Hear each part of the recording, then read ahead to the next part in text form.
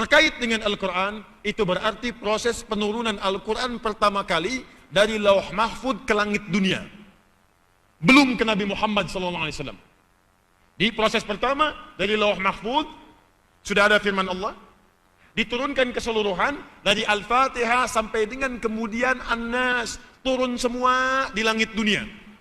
Dia belum sampai kepada Nabi. Baru sampai kepada Jibril alaihissalam untuk diturunkan. Turunkan, turun sekaligus.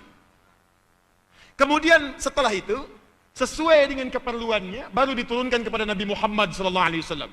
Misal, hari Jumat di bulan Ramadan, tanggal 17, turun kemudian surah Iqra bismi rabbikal ladzi khalaq. Tapi Al-Maidah belum turun, An-Nisa belum turun. Karena keperluan itu turun sebagiannya. Hanya proses turun dari Lauh Mahfud ke langit dunia sebelum turun kepada Nabi, diturunkan keseluruhannya. Persis seperti gini, ada bantuan dari pusat, akan turun ke Soreang. Kan biasanya ke Soreang dulu kan? Datang dulu kemudian ke posko terdekat, ke Gedung Sate misalnya. Dari Gedung Sate baru kemudian disebarkan. Soreang berapa wilayahnya? Sampaikan. Jelas? Nah, proses pertama disebut dengan Anzala namanya. Proses kedua disebut dengan Nazzala namanya. Paham? Nah, yang dimaksud Lailatul Qadar itu bukan saat Al-Quran diturunkan kepada nabinya langsung, tapi saat turun dari Lauh Mahfud kepada langit dunia. Jelas?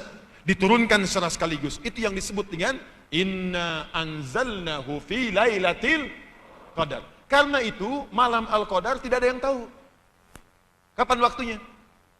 Disebutkan Ramadan saja.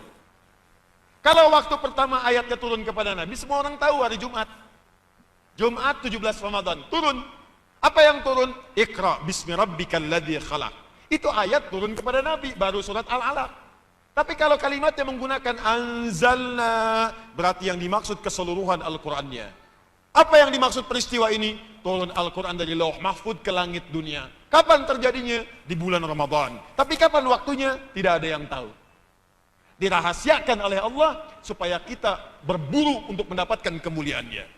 Karena itu di malam-malam Ramadan itu Allah kemudian tunjukkan pada kita hanya ada satu malam yang akan bertepatan dengan peristiwa malam turunnya Al-Quran dari Lauh Mahfud ke langit dunia. Malamnya disebut dengan malam Al-Qadar, diminta kepada kita untuk memburunya setiap malam Ramadan supaya semangat kita mencarinya. Begitu Anda mendapatkannya, maka sama dengan pahala di malam itu. Saking tingginya tentang Al-Quran turun ini, fokus. Masih ingat tadi kalimatnya menggunakan inna, pendek atau panjang? Gimana bacanya? Inna. Saking tingginya proses penurunan Al-Quran ini dari Lauh Mahfud ke langit dunia, saking pentingnya turunnya Al-Quran ini, kata Allah, saya hadiahkan siapa yang beribadah bertepatan dengan malam itu, maka pahalanya saya naikkan senilai dengan 1000 bulan, lebih dari 1000 bulan.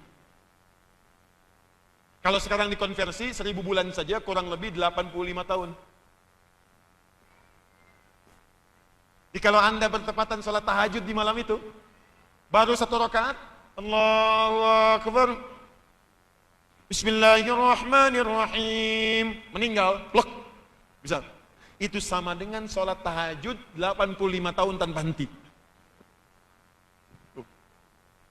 Malam Al-Qadar. Anda baca Al-Quran di malam itu, bangun, masuk malam itu, baru buka mushaf, baru dibaca, baru surup lagi. Begitu dibuka, nun, plek, meninggal. Itu orang paling beruntung di muka bumi. Sama dengan baca Al-Quran 85 tahun tanpa henti. Siapa yang bisa 85 tahun tanpa berhenti? Nun. Ayo, bisa? 85 tahun. Satu hurufnya 10 pahala. Ramadannya 100. Malam Al-Qadar, Allahu Akbar. Inna anzalnahu fi wa ma adraka ma Lailatul Qadri khairum min. Kalimat di situ menggunakan anzala, sama persis dengan yang ini. Artinya apa? Kata Allah, pertama kalian mesti tahu ada yang agung dari Al-Quran itu. Keagungan pertama adalah proses diturunkannya Al-Quran. Dia beda dengan kitab biasa. Kalau Taurat, Injil, dia tidak mengalami 2 fase, langsung diturunkan pada nabinya seketika. Al-Quran saking agungnya, aku turunkan dari Lauh Mahfud ke langit dunia.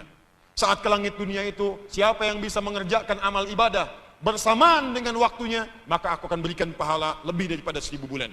Jelas?